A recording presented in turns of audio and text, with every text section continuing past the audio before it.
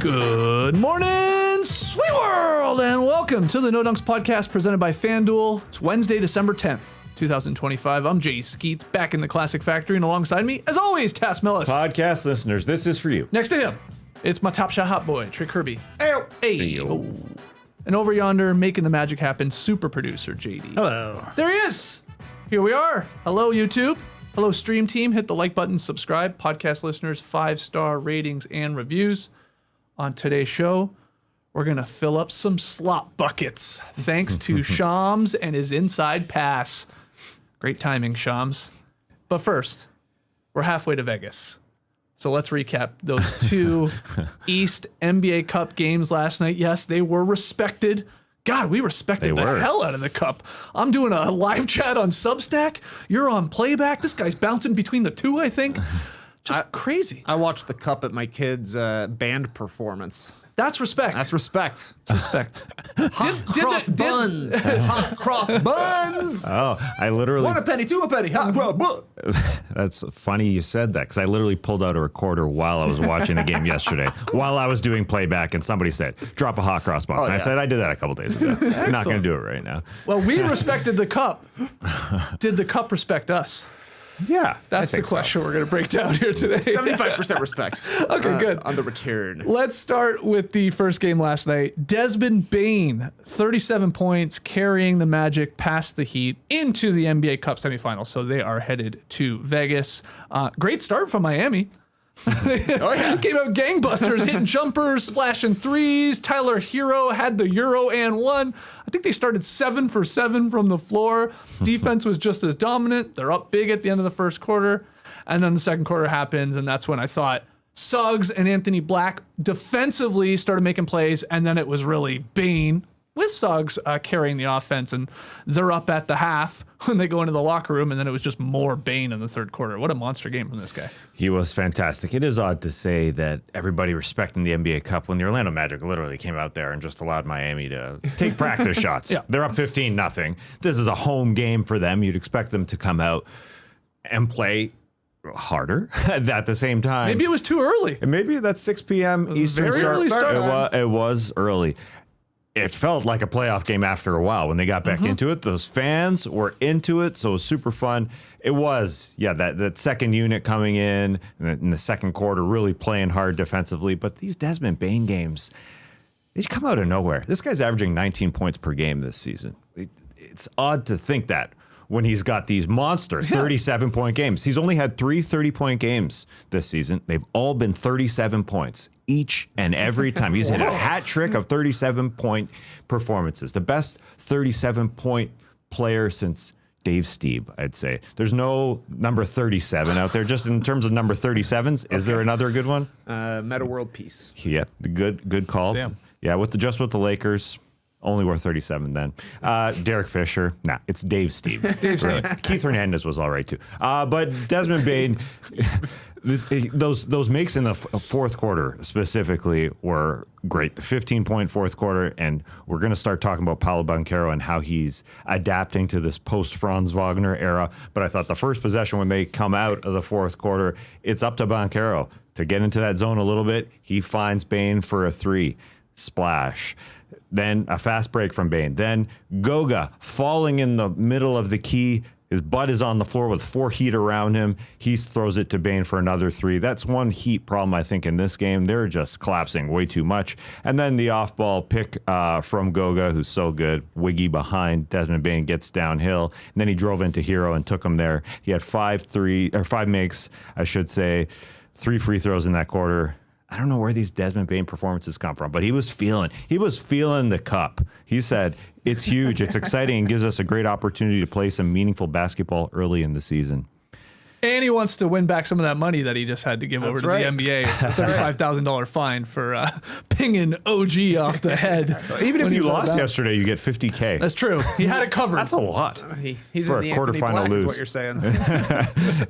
Yeah, it was just cool to see them as they did it as a team. You know, we missed Franz, but they did do it as a team. Here comes frickin' Suggs and that motor. Here comes Anthony Black.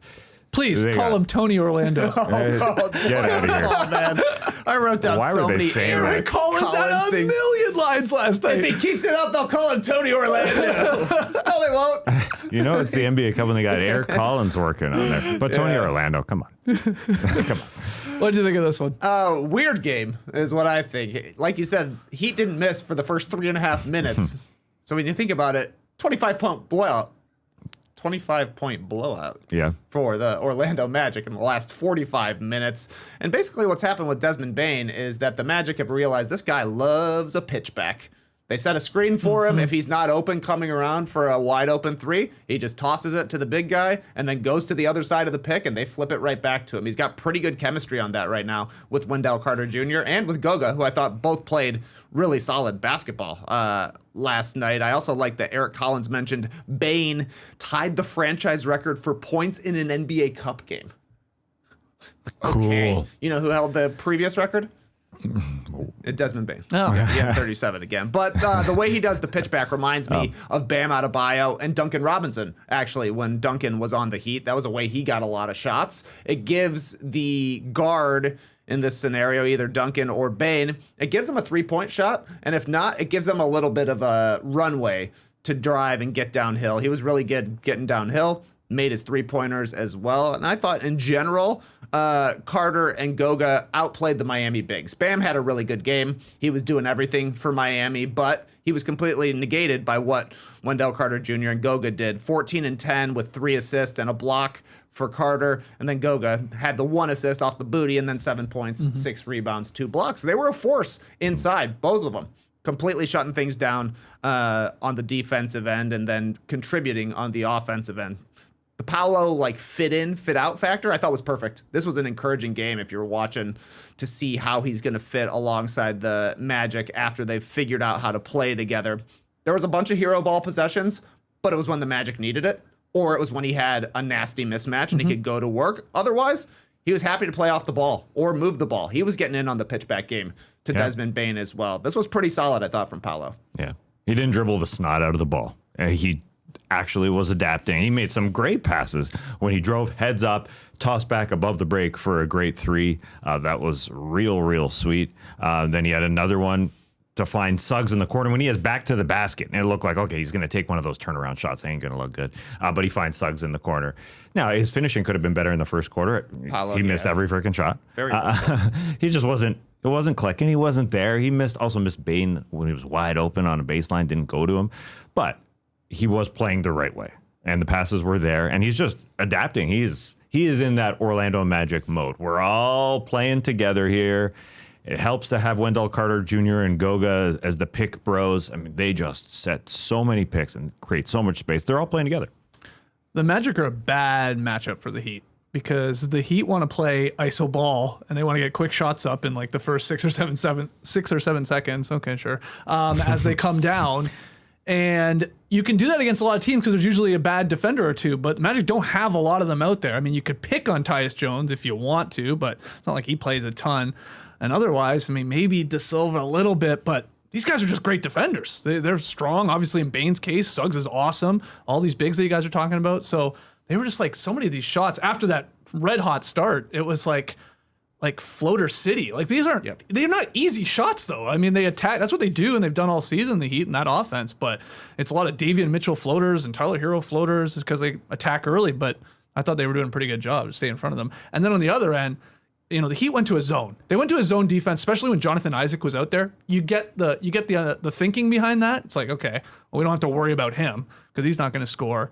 But I thought the Magic did a good job. They found Black cutting back door once for an easy one inside, and then Bane just exposed it because he felt good from 3. And then when he ever saw Hero, I'm just attacking him. Hero's just too light in the shorts for a guy like Desmond Bane. So I think this is a really bad matchup for the Heat, the Orlando, the way they play and the personnel they have. And they're just a good team too. Yeah, they were collapsing a little too hard in that zone to allow the open 3s. So I thought Davion, Drew, Smith, I mean, they just allowed Bane to shoot. So 2 big 3s for him. When they just allowed him to be open. I think Spoelstra is doing a smart job of not putting Hero on Bane. Bane only scored 2 buckets, I think, against Tyler Hero. But he can control those shorts when he wants to, if it's Hero in front of him. But yeah, they were. The Heat. They went They looked ice slighter. cold too. Yeah. They were 8 of getting 33 looks from 3. Yeah, and Norm Powell shot 2 air balls. Yeah. On wide open shots. Mm. The book's a little bit out on Miami right now. They're struggling their last 5 games. They're only 19th in offense. Certain fella has come back to play. I think that's kind of notable. But basically, if you get back on defense, you have a chance against Miami. And the Magic are smart. They get back on defense. They made the effort to have to guard for an entire possession. You were seeing possessions go into the last 5 seconds of the shot clock a lot of times for Miami. If you can stop their initial attack, there's not a lot of great players on Miami. They surprised people early in the season. It's just like Memphis last year. Memphis got out to a really hot start offensively, playing way different than anybody else. Same exact system in Miami, caught people by surprise, and now everybody's catching up. When a guy like Jaquez can't score, like I thought he was brutal last night. He got to 10 points, but he missed so many easy ones. He was falling over all the time. Cone on defense. If they're not going to be able to shoot threes, it's going to be tough for Miami. And like I said, they went 8 for 33 last night. Got outshot by the Magic. Like the reason the Heat are collapsing on this zone and giving up the shots is because the Magic can't really shoot. It's Bane. Sometimes it's Suggs, but they made enough last night. And Wendell Carter Jr. hit a couple Yes, he corner did. A threes couple too. corner bombs. Yeah. 40% He's from good the at corners. that. Yeah. So I like the Magic advancing here to Vegas because it sort of follows a trend, potentially, if they can keep moving on and maybe get to the finals. In each of the seasons we've had the NBA Cup so far, we had like a young contender, right, reach the finals, sort of previewing maybe what's to come.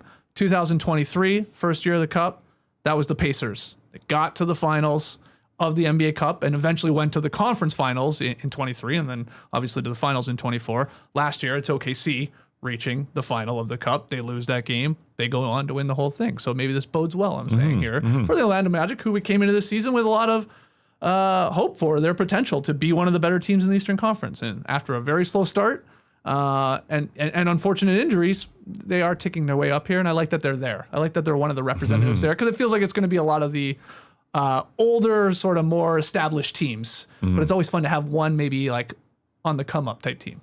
Yeah, they can definitely repeat what the Pacers did in season number 1 and get there. They seem into it.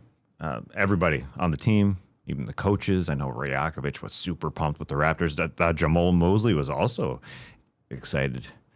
These NBA Cup games feel different, and our guys have bought into it. I know a lot of fan bases are saying, NBA Cup, I don't like it. It reduces the amount of games we were seeing here in the middle of the week, so fan bases don't have their team playing. I get it. You know, just 4 games over the course of 2 days, and we had a light Monday and a light Thursday. It stinks for some teams and for fans. But Amazon is paying those dollars to the NBA and willing to take this to another level. Because last year, I literally can't remember who was airing the quarterfinal games. I don't. Yeah, I don't know. But now they actually have definitely after 2 seasons, they gave this a shot. This is season number 3. They've got one TV provider or app provider, whatever you call it, to do it. And so it's bigger. Dedicated it's bigger to it. now. Yeah, it is. I agree with that. Yeah, even if there are less people watching, I don't think there's a ton of people watching freaking quarterfinals of the NBA Cup. Let's be honest. But they're making it more of a thing.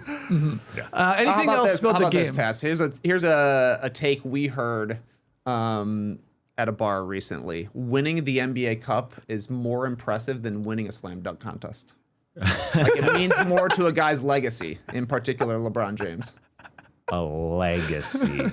I would say initially I forgot about this debate. it's more for a team, for sure. Because, you know, The only they're team so to win different. a slam dunk contest was John Wall, Yeah. Paul George, and whoever the hell the third guy was. I don't even remember. No, but like career accomplishments, would you be more proud of being a cup winner or a dunk contest winner? A dunk contest winner by a mile. Yeah. By a fucking mile. It's hard to disagree. In my opinion. I guess it could. The only knock against the dunk contest. What if it was a crappy dunk contest? You mean every dunk contest? No, come on now. If Aaron Gordon won an NBA Cup, it ain't as good as him being in the dunk contest, even though he didn't. He didn't even win. Yeah. Runner up in a dunk contest is better than winning the cup. No, and I love the cup. Anything else on the game? Because we got a lot of random notes I want to touch on from this game and even the second one we'll get to. I like what I saw from De Silva last night as well. He's He's good. a little bit of a game changer, I thought, in the first half for the Magic to get back into the game. So many Germans on this team. Hopefully, Do you think they'll travel to Vegas? The Germans. The fan base. Oh, the fan base. the Germany as a country? Yes. I thought you were referring to De Silva. Is he going to be in Vegas? Oh, I got 3 of them on the squad. Yeah. 3 of them on the squad. You've got Anthony Black, who can speak German, apparently. He spoke it as a baby. They're going to Berlin. Hopefully, Franz Wagner will be back for that game. Oh, right. Because that's 5.5 weeks, I guess. Wow. He It's should in be back. January? That Yeah. game? Yeah. Okay. Oh, that's their version of JD and I going to France last year for Wemby to Paris. They're just going to Berlin. Yeah, instead. but then there's a second game in Europe. Oh. They play In it- London, yes, somewhere. Manchester. I don't know. Yeah, I think so. I think it is London. Was it weird not seeing a Well, cup, hold on, NBA save that, Cup? save that, Oh, save is that. it? Let's get to I random didn't know that notes. was that Yeah. random. Didn't seem that random. That's right. You said it. I mean, the Orlando NBA Cup gone. Apparently, it was damaged. What the hell does that mean? Desmond Bane probably broke it. Yeah, that guy's ornery. He said it was the CCO of the Magic said it was damaged in storage. Oh, okay. Water damage, you think? That's a good question. The CCO. Do you think at this point, You know what's funny is after- that the CCO's name is Joel Glass. The court is not glass. Do you But anyway. think at this point with the Lakers not playing on their court, I don't know what they're doing tonight because Luka was like, that thing's too slippery, so they didn't play on it for one of the games. Now the Magic not playing on it for one of the quarterfinal games. Do you think Victor Solomon should have to give some money back? Your thoughts? Yeah, whatever it is, prorated. I agree. However many games there They're were. not even like playing on these things. 50 games. We've already 2 of them have not worked. That'd be 4%. So he's got to send it back in. Okay, good. Victor Solomon's getting canceled. Next year they're going to say we're just going with normal courts. Come on, this Magic court is not his fault. It's 100% his fault. He No. recommended the paints. They're damaged in storage. However, I do agree that the Lakers court was his fault. Solomon should be docked 2% or whatever, half the 4%. Okay. Yeah, I guess we don't know if they're playing on it tonight. I'd say no. Is You'd say no. Is there a FanDuel line? Will they play on their NBA Cup court? It's a 0.5. Are you taking higher or lower on 0.5 cup courts in Tonight. the Lakers game? Yeah. So they didn't play at their last NBA Cup court game. Nope. Or NBA Cup game. Nope. So I'd guess no. Unless they fix Sanded the it. yeah, exactly. The varnish on it or whatever was making it slippery. Yeah. Or maybe Luka just feels like it's slippery. I don't know. Not to get all personal with Luka, but did it feel different watching an NBA Cup game without the court? A tiny Not bit. at all. No, That's not the to whole- me. that's the the whole- crowd was into it. All the Yeah. graphics are still NBA Cup related. I was perfectly fine with it. I wish the Raptors didn't have their NBA Cup court for the second game because that looks like shit. He should give money back for that one too because that one's just garbage looking. It's very red. Very red. Maroon. No, it didn't, He was didn't marooned. change much. Yeah. Okay. A couple other notes here. Andrew Wiggins. Wild neck beard on this guy right now. Oh, yeah. Holy Yeah. moly. That's a really thick, like under his actual beard, like at the neck. I just really noticed it last Yeah, night. he's on his way to becoming a Solomon Hill-like character. Not Victor Sullivan. No. Victor would have a very clean line underneath, and Wiggins doesn't. It really goes against his like smiley persona. Yeah, I yeah. think. I'm trying to toughen up out there. We had a shot clock malfunctioning late in the first quarter. I mean, everybody was getting a little ornery. The crowd, the players, even the refs were getting restless with this one because it kept happening, and we eventually got to the PA announcer having to do the old countdown on the mic for a little bit. I guess they got it fixed, didn't they? They did. In the second quarter there, but Didn't take too long. no. What's going on with the facilities there in I know. Orlando? We Yeah. got to get this CCO on the case.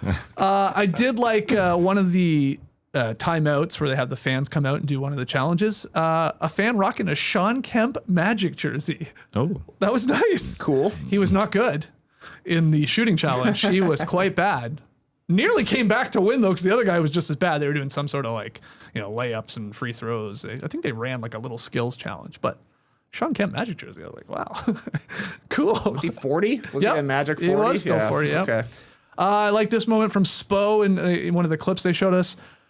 nobody's making enough of an effort to get to Vegas right now. Yeah, he pointed that out. Yeah. And then immediately after they showed us that clip, Desmond Bane scored on a pretty easy layup. The effort was still not there. Yeah, I didn't want to go. And that's all I have for random notes from this one. I wrote was some enjoying other Eric Collins lines down. When Hero had that finish in the lane. Pretty Euro. He learned that in Milwaukee. That's not in Europe. When the Heat were blowing their gigantic lead, they were hanging on like a cat on a screen door. He likes that one. Yeah, he I loves like that one too. Tony Orlando, of course. After he said it, and Anthony Black scored immediately, and whoever didn't want anything to do with Tony Orlando. Bam Adebayo had a tough and one in the lane, and Eric Collins said he was stronger than 10 rows of onions. Yeah.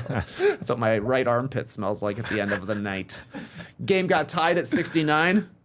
And he just said no NBA players ever worn the number 69. Yeah, what was up with that? That was awesome. That one was wild. Just a fact. FYI. He's like, hopefully these two teams get tied at 69. I got the perfect thing to say. And then my last one was Desmond Bane went to the free throw line at the end of the game, and he said he shoots a free throw like a gentleman. He said that twice, I think. What is this guy He said doing? it for another guy at the line too. He dropped the gentleman line. Wow. Yeah, but I don't really can't get. believe he would I don't repeat get himself it. like that. I don't get it. What am I missing on that? I don't get it either. Okay. Yeah, I don't get that. He said it twice. He said it for someone else, and then the Weird. Bane again. Yeah, but He's bringing up the lines for the NBA Cup yeah. game. left and right. Yeah. No one's ever worn 69. I literally had to think about it when he said that. Number one, is there a reason? Number two, did anybody ever wear it? But I think just the placement of it was fine. I don't think the league would allow it. Yeah, probably not. Yeah. Wow. But You don't think so? I don't think so. No. But Why? What's Why not? Well, so just a number. because I say that because I'm pretty sure you couldn't, when you could do your custom jerseys and stuff, I feel like you could not get a 69 jersey. That's crazy. I mean, maybe you can what now. sport are you talking about? You're talking about the NBA? Yeah. Custom jersey? Like, you can make your own get it jersey, done, yeah. like Mellis Yeah, 69. I feel like you couldn't do it. Right. But I wondered if anyone had ever worn it because I can 69 see a 69, but I guess that's just the NFL. I guess. Right. For sure. That's They got it. Big That's the old only league. offensive lineman wearing a 69. Hockey's got it. Hockey's got Hockey. it. Baseball's got it. Okay. Somebody needs to be the barrier breaker. It's weird. It is weird at 69. this point. Yeah, it is. I just don't think they'll let them for some reason. But The inaugural 69 wearer. I will salute him, I guess. okay, let's move over to the other game last night. A bit of a blowout here. Jalen Brunson scoring 35. He was hot early. Scored 20 in the first quarter as the Knicks ended up crushing the Raptors to reach the NBA Cup semifinals. First time New York is going to Vegas in the NBA Cup. So they'll take on the Magic, get another game between those two teams. But what do you think of this one where you want to start with the Knicks dominating the Raps? Of course, I do want to start with the Raps, but I'm not going to. Okay. We should respect the New York Knicks. They're on their way to being the number one seed in the Eastern Conference. They're absolutely skyrocketing. They're playing so well. It started with Jalen Brunson doing whatever he wanted. Now, they were running that wheel up top and getting Jakob involved, and Jakob's back. We'll talk about in a sec. But he was so freaking good. And then when he went to the bench, guys just jumped in and took over in that second quarter to create that spread. Whether it's Hart, who Jakob Poeltl started on defensively as they tried that move, or Mikal Bridges, or OG, or the Cat, who had that awesome dunk. And it was actually Brandon Ingram who kind of hit Jakob Poeltl as Cat was going to the basket. He literally ran into him. If you want to be one of those fixed conspiracy people, why is he hitting him? It didn't make any sense. Anyways, Cat, well, that was kind of like the dagger to me as I was watching on playback. I was like our buddy Grish. I called it then. Is it way too early? Yeah, but it just felt like the Raptors were totally relying on Brandon Ingram. Yeah, absolutely. They can't get into their sets right now. They do miss RJ Barrett's cutting, but Jakob Poeltl is sort of the centerpiece of their offense a lot of the times. Going through him, being that sort of connecting guy as you throw it into him. And I don't know about this back thing. It's just odd with backs because he can look great 2 games and then have a terrible game the next night. And it could be his back where he signed through 2030. That's the scary thing with this guy. He just didn't look right. they're switching everything and trying to get him involved, as I said, but even the second chance points against him were way too easy. He's being hunted. So that's the scary part. The Raptors just too slow getting into their sets. And Brandon Ingram was only a -4 in this game. Felt like he was a -100. Like everybody was a -100 because nobody could play. But as soon as Brandon Ingram went off the floor, it took him forever to get into sets. They just weren't running anything. Didn't seem like Scotty had it. Nobody had it in general around Brandon Ingram. Yeah, there were some similarities to the Heat Magic game in a way because the Raptors started hot, started promising. I mean, Karl Anthony Towns picked up his 2 dumb fouls, so he had to leave. Brunson was cooking, but Ingram was basically matching him. He had 17 in the first quarter to sort of like even out Brunson's 20. I thought the young Raptors in the first quarter were playing well. They somehow had a lead. They're up 39-35, but then, man, second quarter, they couldn't hit a shot. They just got destroyed. 34-13 in the second quarter, and that sort of was the game there. 17-point lead at halftime, and they never really got all that close in the second half. No, maybe did they get it under 15? I don't remember. I think, it got to like somewhere 13 between or 14. 10 and 15. Yeah. Seemed to be around 15 for the entirety of the second half. I thought Brunson was just phenomenal, especially in the first quarter. 20 points on 7 of 9 shooting. And like you guys mentioned, he was basically just testing Pirtle's lateral movement the entire time. Let's get him into a screen and roll. I'll dance and either shoot a pull-up jumper or a step-back jumper. If it was Shed sticking with him, just too small to really challenge Brunson. The guy's used to scoring over players who are much taller than him. So you put a guy that's his size, that's easy work for Jalen Brunson. I guess he's second in the league in first quarter scoring this season, which is kind of different than Brunson has played in the past. He's usually a fourth quarter takeover guy, but Knicks offense is really humming right now. They've won 8 of their last 9 games. During that stretch, they're 3rd in offense, 6th in defense. Part of it has been Josh Hart moving back into the starting lineup. Another part of it is that Mike Brown has said, we're only playing one center at a time. There was a lot of talk about should Mitchell Robinson and Karl Anthony Towns start as center. It's always Towns at center. They're kind of a 5 out when he's the guy out there, but they're a little bit 4 out, 1 in as well. He's setting more screens right now, which has been beneficial to Mikal Bridges, but they just look like they know how they want to play offensively, and it doesn't feel like a huge burden on Brunson to create everything like it did last season. It feels much more equal opportunity. Consider the way the possession game was going, Robinson getting into his offensive rebounding with the Raptors offense totally stuck in the mud. Like, if you just give New York enough opportunities, they're going to make it happen. The Raptors are struggling right now. They're 7-game slump. They're 28th in offense. A lot of that has been no RJ Barrett. I think missing quickly was big last night because he's the only guy who can like move around and shoot for the Raptors. And I mean, you're losing 40 points right there like with those guys missing. And like you were already going to have a tough time trying to beat the Knicks. Take out 40 points. Like, good luck. Yeah. And what do you guys think about the juice? Michael Grady kept bringing up how there was 0 juice for Toronto's biggest game since the 2023 play-in. It was pretty dead. It was. Even in the first quarter. Yeah. I mean, that's always not a late arriving crowd, but a late arriving crowd to get into a game. I find in Toronto there, but it's too late. And then they got punked there in the second quarter, and the biggest pop of the night kept showing a little tiny cute ass kid on the jumbotron. Crowd would go nuts for the kid. They were cheering for pizza in the fourth quarter. They did cheer for pizza too. Don't take me back to those the dark old days, man. Oh yeah, I've been there. We're not going there. So it was troubling. They weren't into it. I was, after coming off the Orlando game, I was waiting for the crowd to emulate a little bit of what was happening in Orlando. It just didn't happen.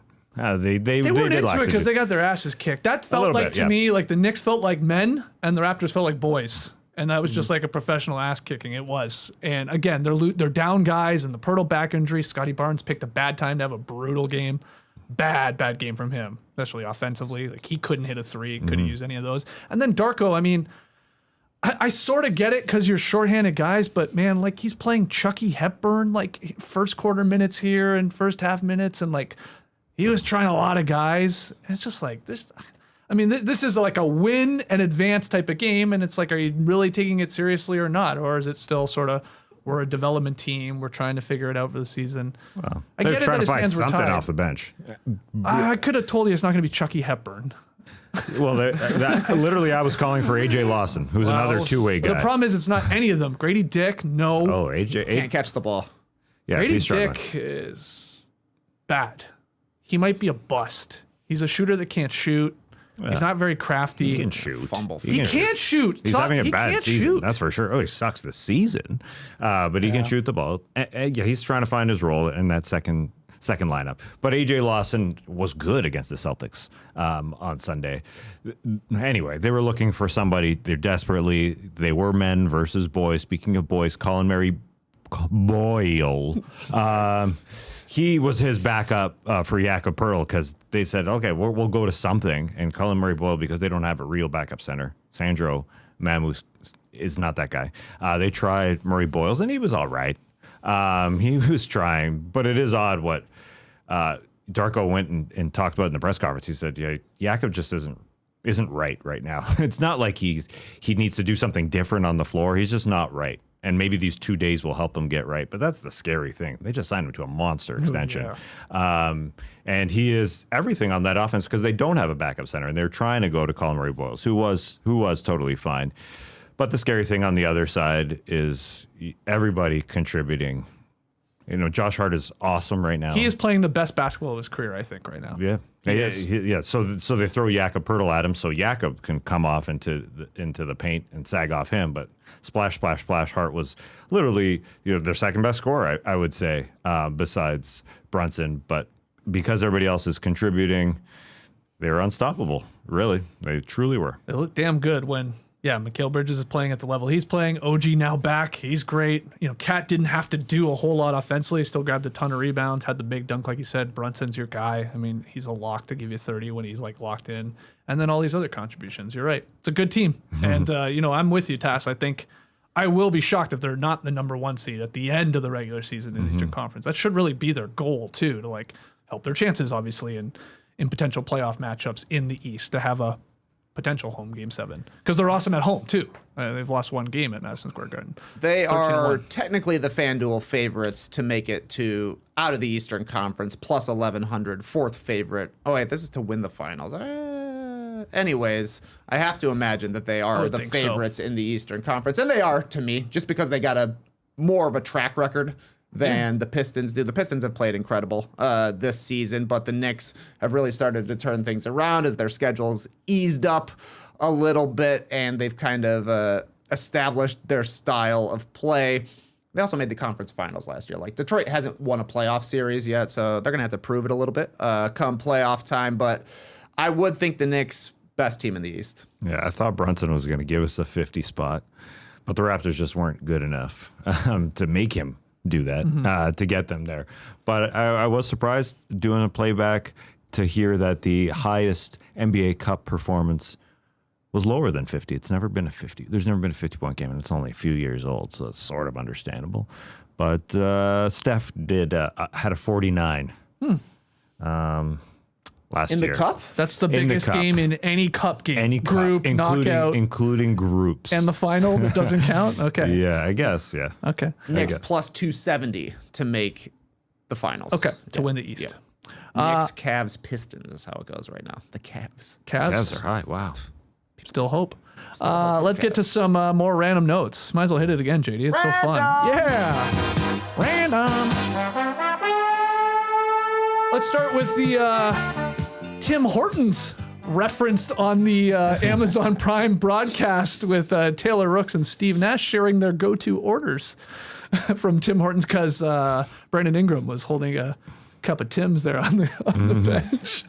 Didn't expect to see Tim Hortons referenced on Amazon Prime last night. What do you think about their new coffee cup sizes? What were their go-to orders? Taylor Rooks said some sort of mocha thing that I'm not familiar with. And cafe mocha, just a sweetened. Okay. Yeah. And then Nash was like, just black coffee.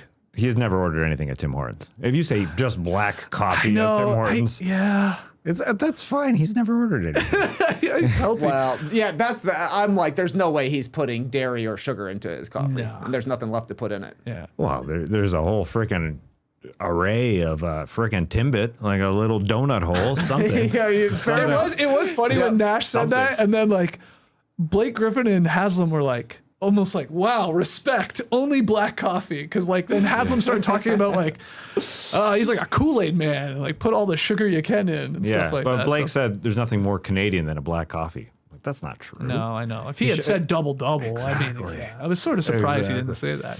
But Anyways, nobody goes to Tim Hortons. I get that. It's Tim Hortons. Oh. Are they doing roll up the rim right now? They look like, Great promotion. know. You know what's different about those cups? I've never had one, but it didn't have one of those roll up lids. Like the actual lid is a different lid now. You know, you usually peel it back. This Isn't that underneath the plastic lid? the roll up? Yeah. Yes. Hold on, yes. hold on. Yes, but He's I'm not saying talking the about the lid roll is up. different. You're right. I went from roll up. Okay, You can't. okay. You used to be able to roll back the actual lid, like a brown plastic lid. Yeah, that's This more of a is Starbucks lid. That's a straight up. Starbucks That's an lid, okay. elevated lid. So what's It going ain't on up flat there? anymore. Yeah. People are saying it's the American venture capital system that has changed Tim Hortons. That's right. That's right. They are owned by an American company. That's they not? right. That's Yeah. right. And now they got American lids. Hey, is this a what is it? Bernstein Bears moment here? Am I nuts, JD, or did Tim Hortons used to have the apostrophe? Oh, because there's no apostrophe now on Tim Hortons, and now I'm starting to like question whether there ever was one. I thought there was. Like I McDonald's. thought there was too. Yeah, like I didn't McDonald's notice that it has was- one. Yeah. And I thought Tim Hortons did, and then it seems to be gone because I was doing a little research last night, or at least looking to see if it was there. Interesting. Yeah. Yeah. I don't know. Somebody tell me. Yeah, you might have a short cooking here on new Tim Horton coffee cups. You can really run it back, man. You can do it. How about having Brett Barry on the call for this one? Yeah, great to hear, Brian. That was nice. He immediately dropped a John Mayer gravity reference. Did he? Yep. He sure did. I was like, oh yeah, Bones is back. Yeah, he's talking about gravity on the court, obviously, and I think he was talking specifically about Brunson and the gravity, and then he made a John Mayer reference. And I'm pretty convinced Grady, as a good teammate, like agreed with him. He's like, oh yeah. But I don't know. maybe Michael Grady likes John Mayer. Maybe he does. Maybe I'm just judging here, but I thought he was just like, yeah, for sure, and then moved right on. Great. Yeah. Brent Barry, we should put in a call, get him on the show, run back the bonies. Yeah. Yeah. Exactly. And who else? JD Dyer was the sideline guy talking to OG Anunoby, and people said he brought out OG's British accent. Yes. Kind of true. Hey, I like this guy. JD Dyer? Oh, hell yeah. This is a great guy. I've met him a bunch of times at like finals and stuff like that. I really like him because he likes our show. Oh, well, that's good too. I like him even more now. Yep. I've never met him, but I just like his energy. Yes. And obviously his Great voice is energy. cool as hell. Yeah, OG shook his hand after their interview too. He didn't just walk away. He must like him. It's great to hear a friggin' British accent. I agree. We don't hear them enough on American sports. Just any accents, really. How about Raptors superfan Nav Bhatia with Santa? Got a couple looks at this last night. Ding dong. This was the best shot of the two of them. Now, did Nav's got a Nav bell. brought Santa with him to the game last night, right? Why do you I mean, assume because they're that? sitting next to each other? Well, Nav always has somebody sitting next he to does. him. Yeah, that's true. Generally, yeah. Yeah, so I think he brought Santa. I think he's just a Good guy. get, yeah. I think he's just a guy who came dressed. But maybe you're right. So hold on, you think this is a photo op? You think Santa made his way to Nav? Because that's Nav's seat. That's where he sits. And he's Yeah. always with somebody, obviously. You're saying, well, I think his seat may have just been empty. No. I'm gonna. What's Nav's representation? Rinku. Oh yeah, Rinku. I'll reach out to Rinku. Yeah, he'll tell you. Yeah. I mean, Santa's not working yet. It's not. A couple of weeks off. Doesn't he have to like oversee the elves or something?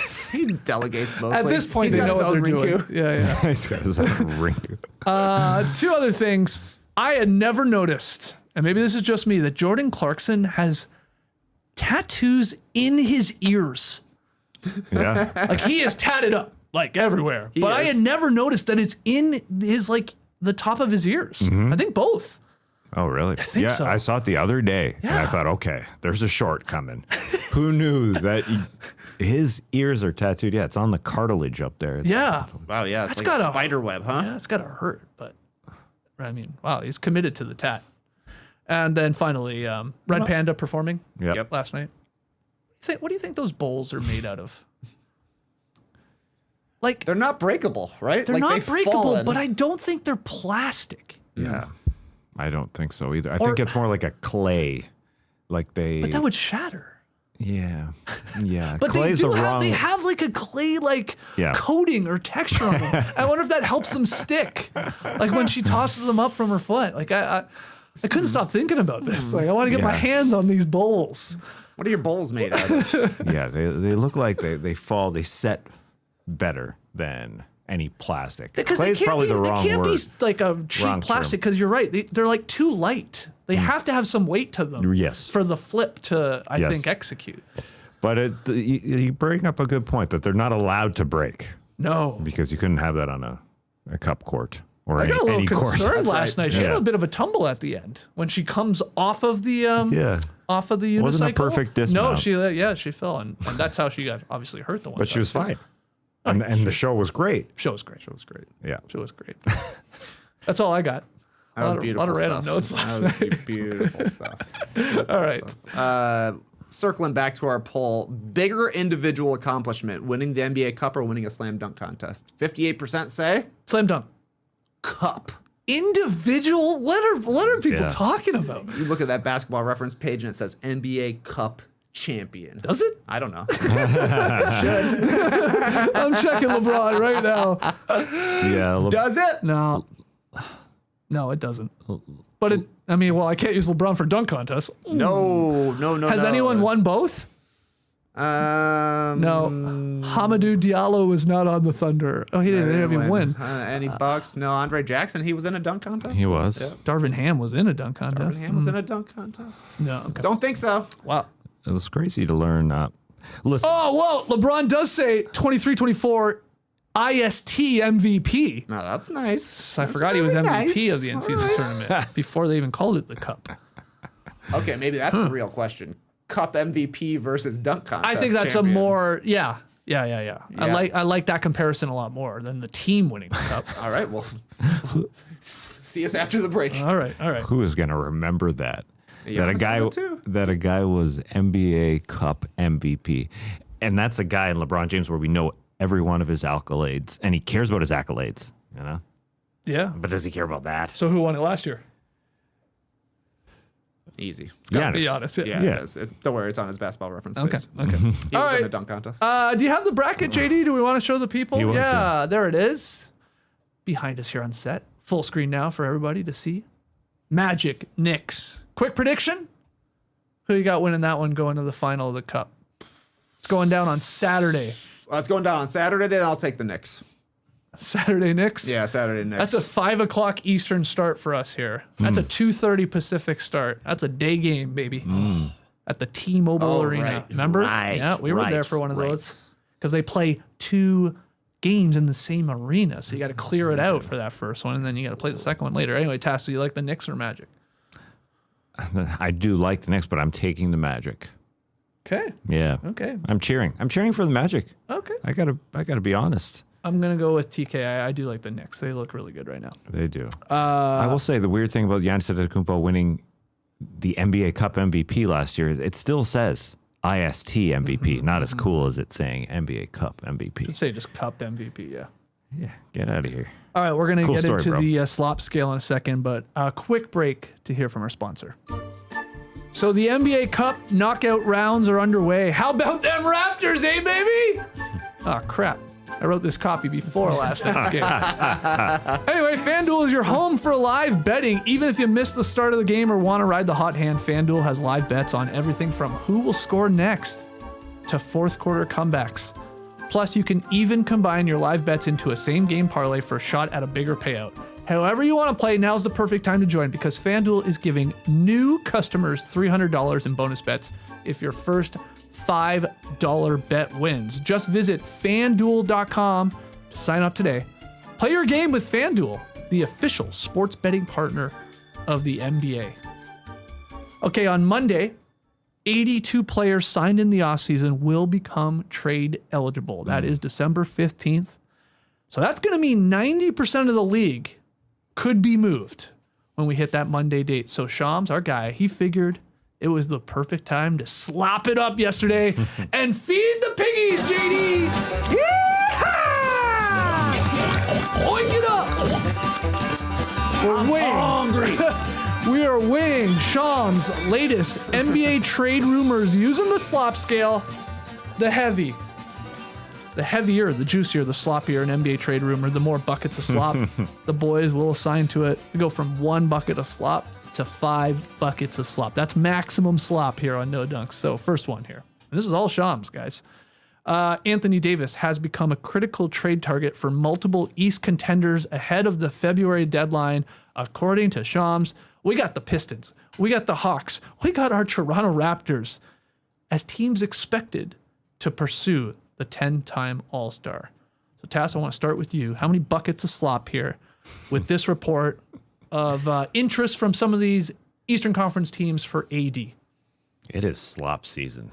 I got to say, I start the day every day the exact same way. I get out of bed, plant my feet on that carpet, and I sing, Sham Sharanya, what's the trade of the day?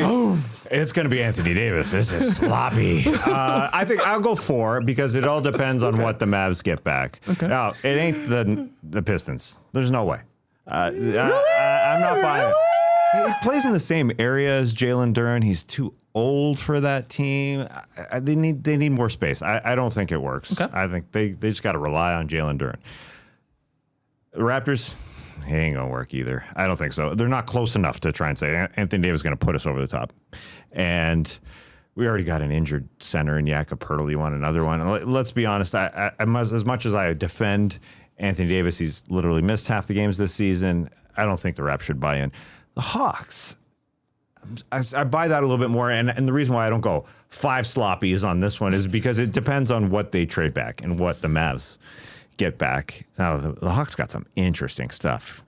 When I woke up this morning, I also grabbed my book this is my slop book, to read about everything going. Hey, Danny, pass me my slop book. I was going to call it a Bible, but no, I wouldn't call it that. I'll call it is everything going on. As far as what the Hawks can trade, it's so interesting. Like, we know they made a great move this year for the more favorable of the Bucks or Pelicans picks. That's very interesting stuff. They also have the right to swap picks with the Cavs. They have their own, but the Spurs can take theirs. What's more interesting, next year, they don't have their own, but they have the least favorable of the Bucks or the Pelicans. Both those teams could be stinky next year, especially if Giannis gets traded, Pelicans. So that could be one of those picks they throw out for Anthony Davis, and they say, that could be good from the Mavs perspective. So I think the Hawks are the one from these 3 teams. Yeah, you're probably right. But I'm going 4 sloppies as well here because I think depending on the price, and Shams has also reported that he thinks the package for Anthony Davis would be built around role players, picks, and potentially expiring contracts. So the price might be pretty cheap. And I think all 3 of these teams should try and do it, because the East is there for the winning. We talked about it earlier. New York is probably the team to beat. Detroit has been awesome this season, but nobody feels like they're running away with the Eastern Conference, and AD would be a difference maker for all of these teams. I think the Pistons could survive with a double big lineup with Jalen Duren and Anthony Davis. They can both play enough at the free throw line extended sort of area. We've seen some teams have some great success playing double bigs. Anthony Davis, I remember, won a title playing double bigs. So I think that could work. This would certainly help the Hawks, especially if like the main thing they're shipping out is a Porzingis.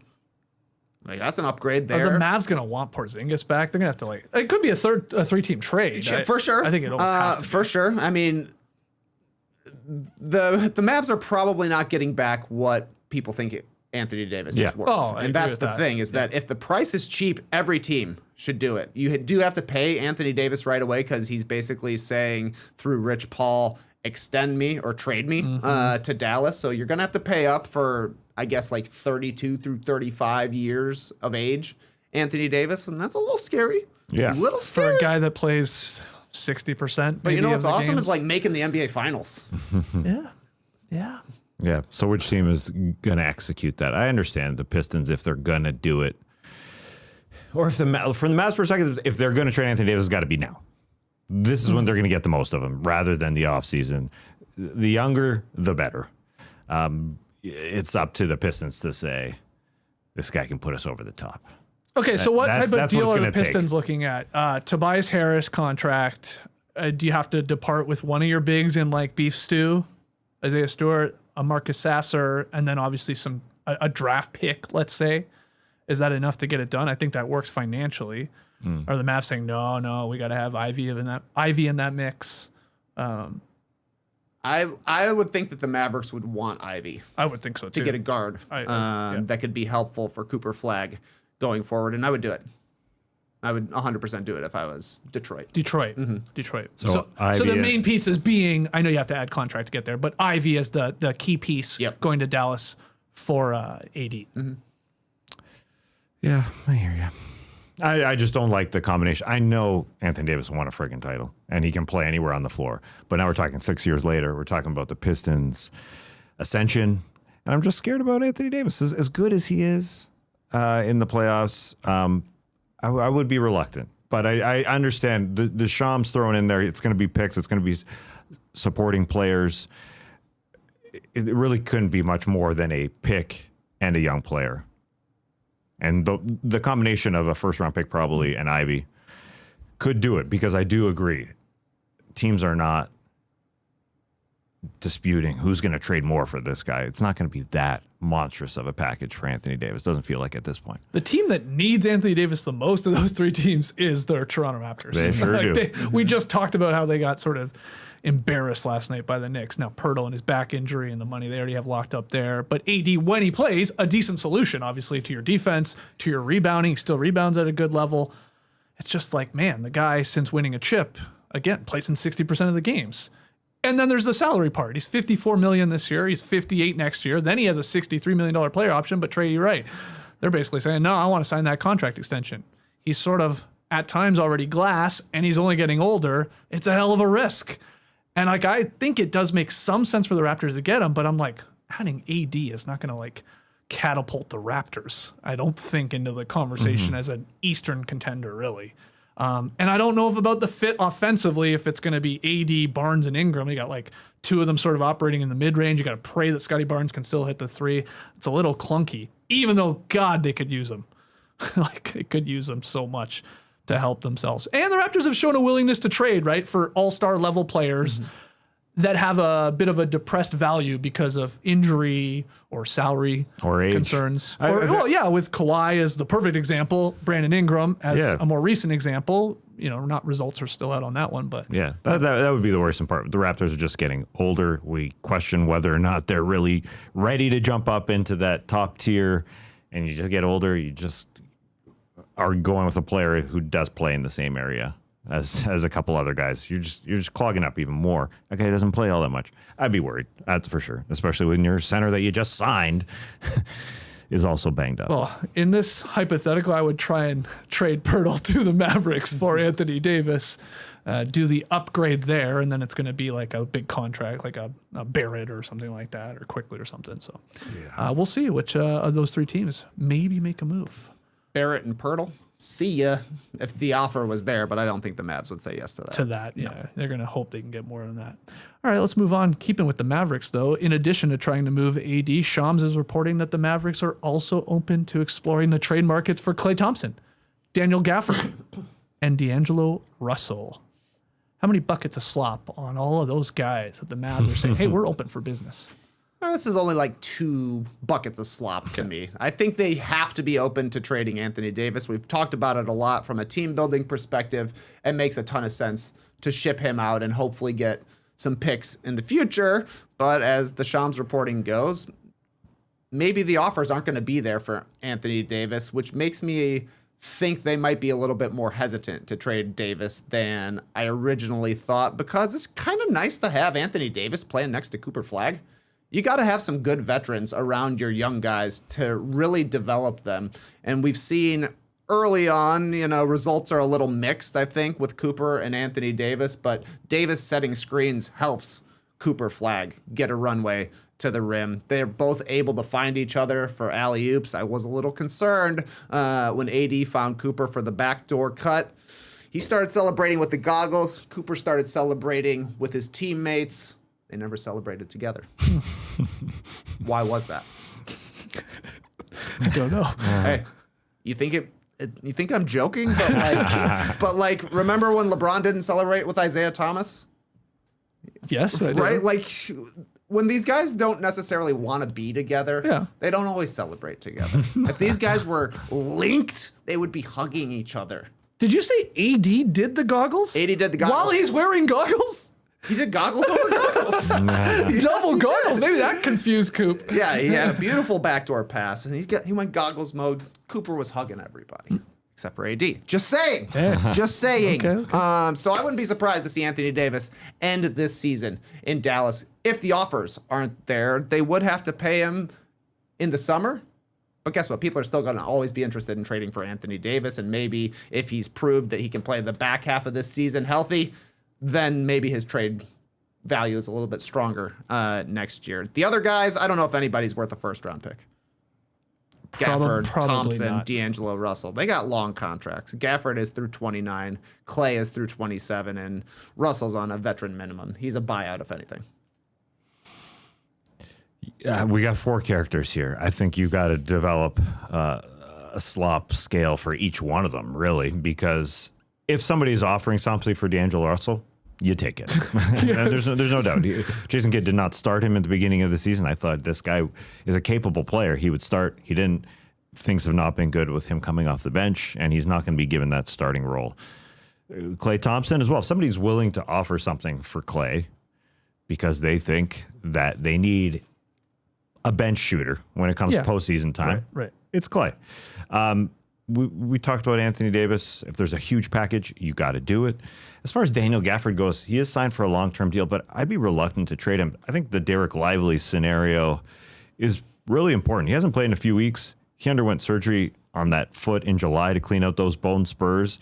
That was a whole weird thing where Nico Harrison fired the training staff because of what was going on with not only Lively, but every one of their players, including Luka.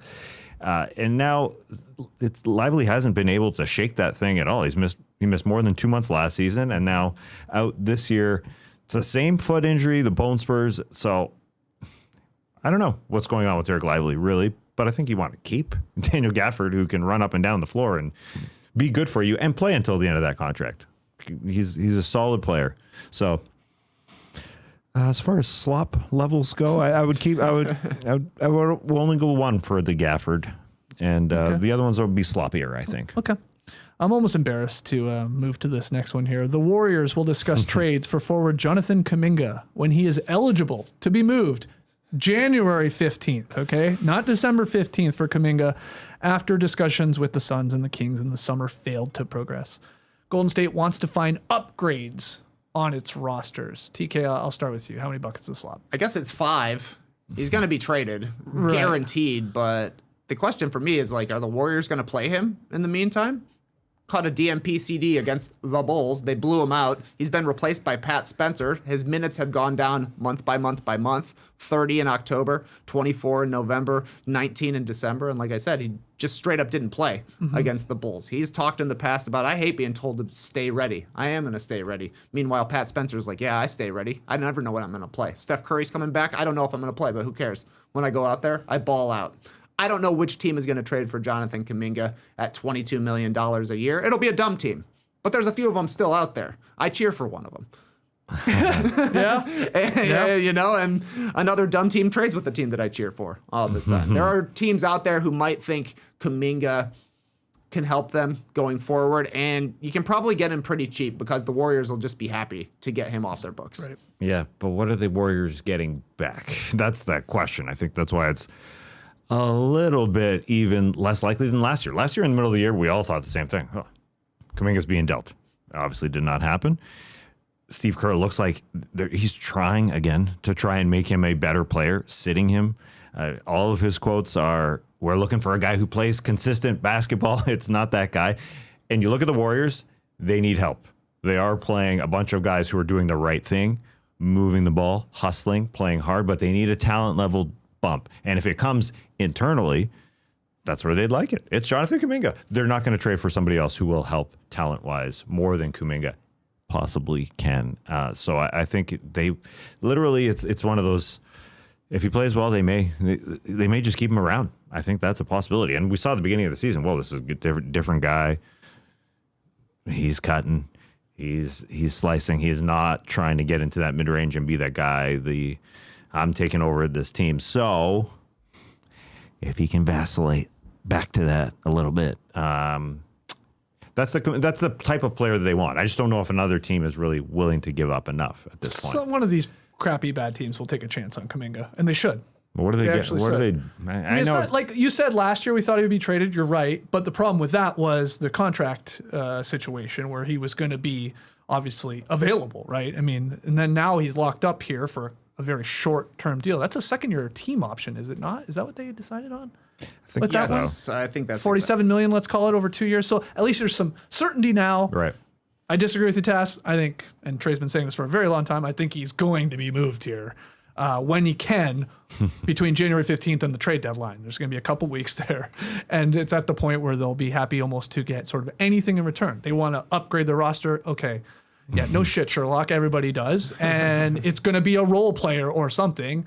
And a team, again, a bad team is going to see Kuminga and say, oh, look, he could help us score, and given a different opportunity, a different offensive style, not playing with Steph Curry, because we don't have that, he can probably bring something to the table here and a fresh start. So I think he's going to be moved. I don't know for what or really where, but I think it'll be a quote-unquote bad team, and it's not going to be a whole lot in return. And I think the Warriors will be fine with that at this point. They should try to get Michael Porter Jr. Oh. I mean, the Nets are a team that was after Kuminga in the offseason, and you can make the contracts work if you throw in Buddy Hield as well.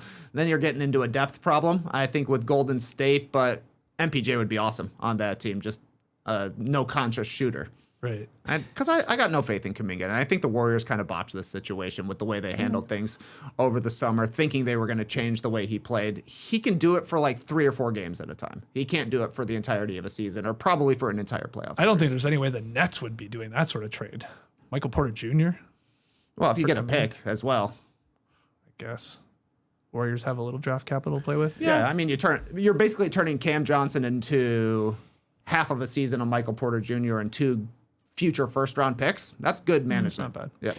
Yeah. At some point, it looks like he's going to go try and be a number 1 guy for another team. I just wonder, what they get back right here, right now. They've got all their money invested this year and next year into what they are.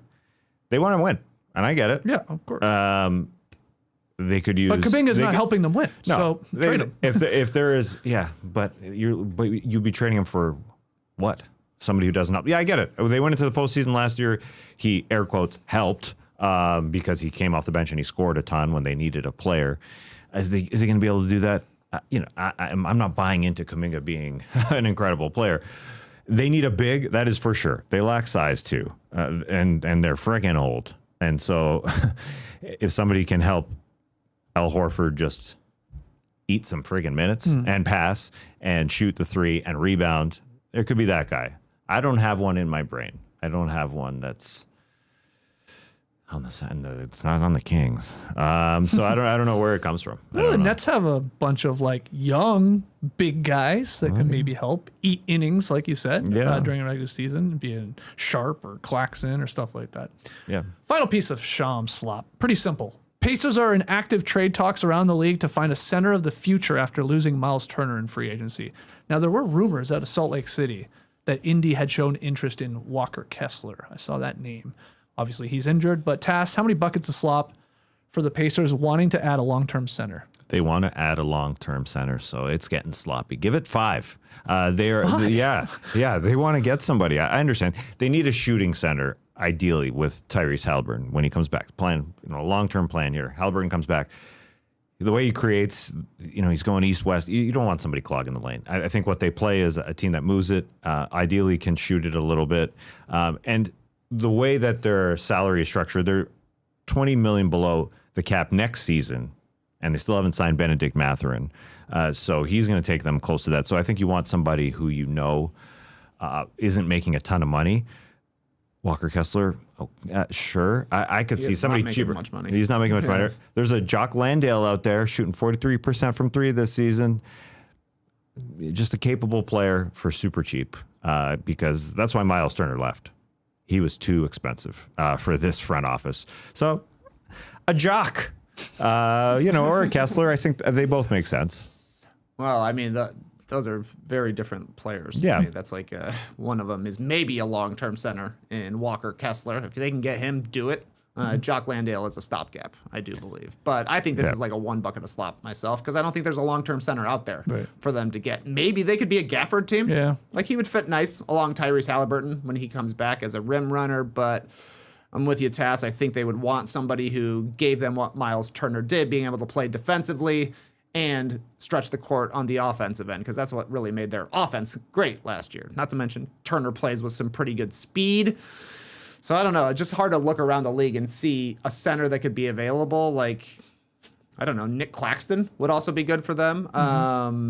Clowney from the Nets, he's not really a center. He's more like a power forward. He'd be pretty good. He's having a nice season as well. Or maybe they get reinvigorated on DeAndre Ayton, who's having a good season with the Lakers.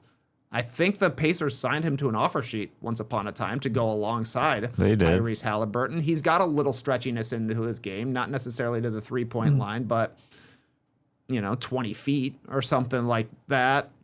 I wouldn't want to get suckered into it right now, but basically, to get any sort of player, the Pacers are going to have to trade Obi Toppin or TJ McConnell.